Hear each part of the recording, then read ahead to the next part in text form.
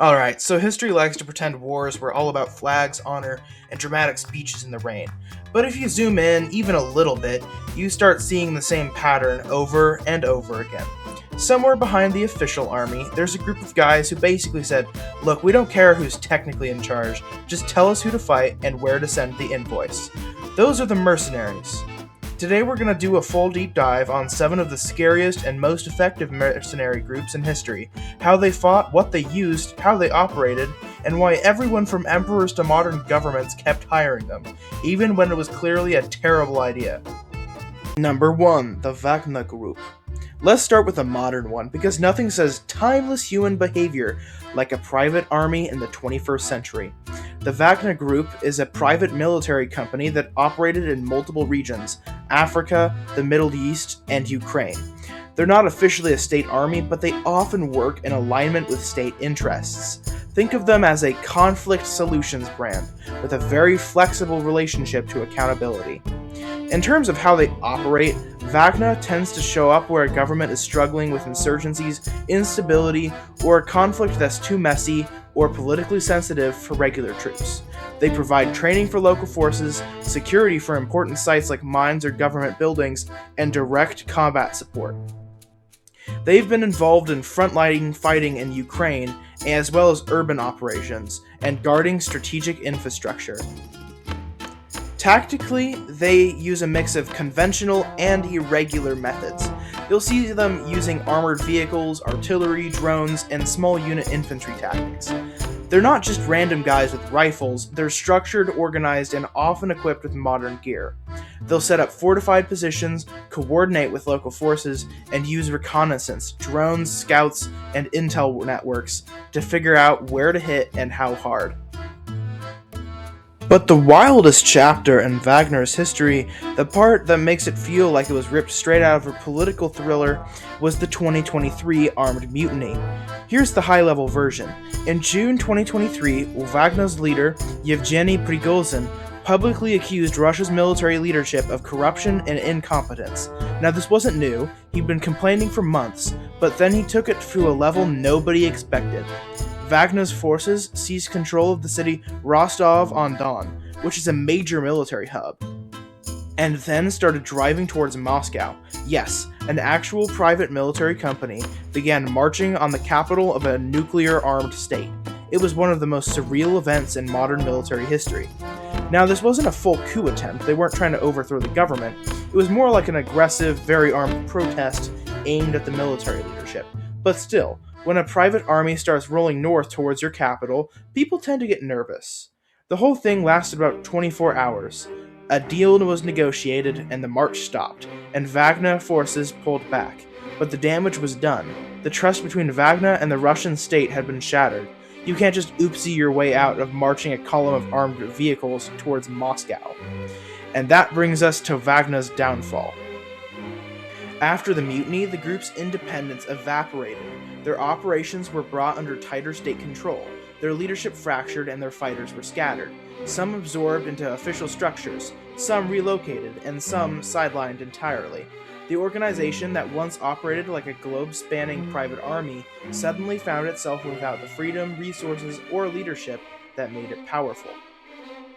So the Wagner Group's story is basically this.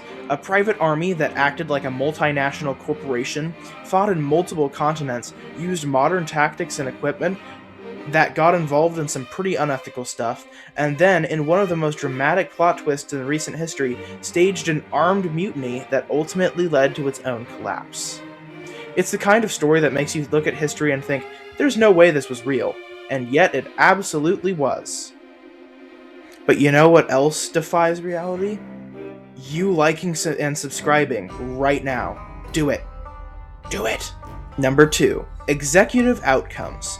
Now we go to the 1990s and meet Executive Outcomes, a South African private military company that operated like a military cheat code. Executive Outcomes was made of largely South African special forces. These weren't random recruits. They were highly trained professionals who already knew how to run complex operations. When a government hired them, they weren't getting extra guys with guns. They were getting a full package. planning, logistics, air support, and ground forces that actually knew what they were doing. They were heavily involved in Angola and Sierra Leone. In Angola, they supported the government against rebel forces, helping to stabilize key areas. In Sierra Leone, they were brought in when the government was on the ropes. Within weeks, they had pushed back rebel forces, retaken territory, and restored a level of control that regular forces had struggled to achieve. Tactically, executive outcomes used combined arms operations. That means they didn't just send infantry and hope for the best. They coordinated helicopters, ground troops, and sometimes armored vehicles. They used helicopters for rapid insertion, close air support, and mobility, dropping troops when they were needed most and pulling them out before things got too hot. On the ground, they used small, disciplined units that moved with clear objectives. Secure this town, clear that road, protect this facility. They relied on training, coordination, and communication rather than just throwing bodies at the problem. Cough, Wagner Group. Their weapons were standard modern military gear: assault rifles, light and heavy machine guns, mortars, rocket launchers, and helicopter-mounted weapons. The difference wasn't the hardware, it was the way they used it. They planned like a professional army, but moved like a private company that didn't have to deal with 10 layers of bureaucracy. They were so effective that they made some national armies look embarrassingly slow and disorganized, and that scared people, not just the enemy, but also the international community. Because if a private company, if it can win faster than the state, that raises a lot of uncomfortable questions. Number 3, Blackwater. Next up is Blackwater, later renamed G, later renamed Academi, later renamed Please Stop Googling Our Old Name. Blackwater became famous, or rather infamous, for its role in Iraq and Afghanistan, where it provided security for diplomats, convoys, and high-value sites. They weren't there to conquer territory, but they were there to keep specific people and assets alive in extremely hostile environments. Tactically, Blackwater operated in small, heavily armed teams. Picture armored SUVs in a convoy, with operators inside wearing body armor, helmets, and carrying rifles. Their job was to move through dangerous areas, react quickly to threats, and get their clients from point A to point B without anyone dying. They used standard Western military weapons, M4-style rifles, machine guns, sniper rifles, pistols, and sometimes heavier weapons mounted on vehicles. They trained extensively in close quarters, combat, convoy drills, and rapid response to ambushes. If a road was known to be dangerous, they'd plan routes, contingencies, and backup plans. Their tactics were aggressive by design. If they perceived a threat, they were trained to respond fast and decisively. That's part of what made them effective, and also part of what made them controversial. Blackwater was involved in some pretty unethical stuff, which led to investigations, legal cases, and a massive hit to their public image. That's a big part of why the name kept changing. But in terms of pure operational capability, they were a serious, structured, and heavily trained force. They were basically the extreme version of private security. Same concept as a bodyguard, just scaled up to war zone difficulty. Number 4, the Varangian Guard.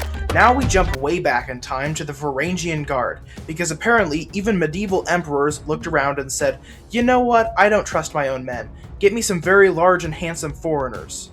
The Varangian Guard served the Byzantine emperors as elite bodyguards. Originally, many of them were Vikings, tall, strong, and very good at hitting things with sharp metal. Later, they also recruited from other northern groups, including Anglo-Saxons. Their main job was to protect the emperor, in the palace, on campaign, and in battle. They were chosen for loyalty and strength, and they were paid very well. They were often given a share of war spoils, which meant a successful campaign could easily make them rich. In terms of weapons, they were famous for their axes, and not little hatchets, but big two-handed axes that could do serious damage. They also used swords, shields, and armor typical of the time, but the axe kind of became their signature. If you saw a wall of giant guys with axes standing around the emperor, that was the Varangian Guard. Tactically, they were used as shock troops in battle. If the emperor needed a part of the line to hold, or needed a decisive push, the Varangians could be sent in. Their presence alone was intimidating. They were disciplined, heavily armored, and had a reputation for fighting to the end. Inside the palace, they were the last line of defense. If someone tried a coup or assassination, they'd have to get through the Varangians first, and that was not an appealing prospect. And trust me, there were a lot of coups in the Byzantine Empire. It was sort of their thing. So you've got this fascinating setup, a Greek-speaking empire guarded by a personal army of handsome Vikings who were loyal not to local politics, but to the emperor himself. It's like hiring an entire foreign special forces unit just to stand around your office and dare anyone to try something. Number 5. Swiss Mercenaries. Before Switzerland became the land of neutrality, banks, and euthanasia, it was known for something very different. Elite mercenary infantry so amoral and vicious they were renowned throughout Europe. From the late Middle Ages into the Renaissance, Swiss mercenaries were some of the most feared soldiers in Europe. They were famous for their discipline, their formations, and their willingness to march straight into danger without breaking. Their main weapon was the pike, a very long spear about 4 to 6 meters in length. They fought in dense formations, shoulder to shoulder, with rows of pikes pointing outward. This made them extremely hard to charge, especially for cavalry. If you were a knight on horseback, the last thing you wanted to see was a wall of Swiss pikes. They also used halberds, polearms with an axe blade, a spike, and a hook. These were great for close combat once formations broke, or when fighting in tighter spaces. The Swiss combined these weapons with tight discipline. They trained to move as a unit, hold formation under pressure, and keep advancing, even under fire. They played a major role in the Burgundian Wars and the Italian Wars, where they repeatedly proved that a well-trained infantry force could dominate the battlefield. Their success helped shift European warfare away from heavy cavalry dominance and towards infantry-based tactics. Kings and princes across Europe hired Swiss mercenaries to fight in their armies. Sometimes, rival sides in the same war would both have Swiss units. That would probably be awkward. Over time, their reputation was so strong that the Swiss almost became synonymous with professional infantry. The Swiss Guard, that still protects the Pope today, is a symbolic descendant of that tradition, a reminder that Switzerland wasn't always about staying out of wars. For a long time, they were very much in them. Number 6. Landsknechts. If the Swiss were the disciplined, serious professionals of the mercenary world, the Landsknechts were their loud, flamboyant cousins who showed up to do the same job in the most ridiculous outfits possible. The Landsknechts were German mercenary infantry who rose to prominence in the late 15th and 16th centuries, and yes, I just googled how to pronounce that word. They were heavily inspired by the Swiss, but they added their own flair, both in tactics and fashion. Like the Swiss, they fought in pike formations, using long spears to create dense blocks of infantry. They also used halberds and, famously, Zweihänder swords, massive two-handed blades wielded by specially trained soldiers. These sword wielders sometimes worked at the front or edges of formations, cutting down enemy pikes and creating openings. Their tactics involved advancing in tight formations, holding ground, and using sheer mass and discipline to push through enemy lines. On the battlefield, a block of Landsknechts was a serious problem. They were aggressive, experienced, and not easily intimidated. But what really made them stand out was their clothing. They wore bright slashed garments with exaggerated shapes and colors, yellows, reds, blues, all mixed together. It was like someone gave a mercenary army a fashion budget and no supervision. The style was called Landsknecht fashion, and it became iconic. They fought in many of the same conflicts as the Swiss, especially in the Italian Wars, often on the side of the Holy Roman Empire or other major powers. Sometimes, they even fought against the Swiss mercenaries, which was basically the infantry equivalent of a heavyweight title match. They had a reputation for being brave, ruthless, and constantly broke. They'd spend their pay on food, drink, and women. Then sign up for the next contract. They were the rock stars of the mercenary world, loud, dangerous, and always on one campaign away from financial disaster. Number 7. The Condottieri! Hey, Luigi, Mario! Finally, we arrive in Renaissance Italy, where war wasn't just about power, it was also about being very Italian. I mean, about contract negotiations and expensive mercenary captains called Condottieri. The word Condottieri comes from condotta, meaning contract. These were professional military leaders who raised and commanded their own troops, then rented these troops out to local city-states like Florence, Venice, Milan, and the Papal States. Hey, my cousin Luigi, papish paisan. Condottieri wasn't just a soldier, he was a businessman. And not like the Godfather, I mean like a mercenary. He negotiated terms, pay, conditions, and sometimes even political influence. His troops were loyal to him personally, not to the city that hired them. This gave him a lot of leverage. Tactically, the Condottieri commanded mixed forces, cavalry, infantry, and sometimes artillery as gunpowder weapons became more common.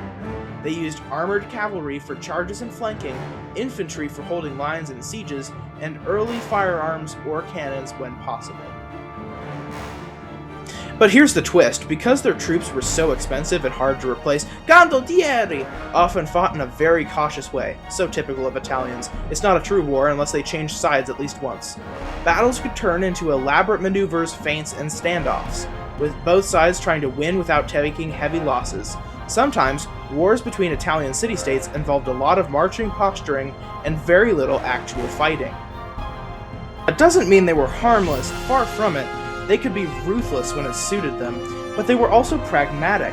A dead soldier doesn't get paid, and a ruined army doesn't get rehired. The Condottieri shaped Italian politics for centuries. They could make or break city-states, switch sides if the money was better, and sometimes carve out territories for themselves. They were the original military consultants, highly skilled, very expensive, and always thinking about the next contract. And that, my friends, is the story of 7 mercenary groups who reshaped history, terrified governments, and made entire nations go, wait, why are these guys better at this than we are? If you learned something today, congratulations! You now know more about global conflict than at least 3 world leaders and 1 guy on Reddit who thinks he's a general because he plays Hearts of Iron 4. If you enjoyed the video, hit like, subscribe, and maybe don't start your own mercenary company. I shouldn't have to say that, but this is the internet, and someone out there is already Googling how to ram a pike through someone's midsection. Thanks for watching. I'm gonna go lie down and cry about my career choice I made. See ya.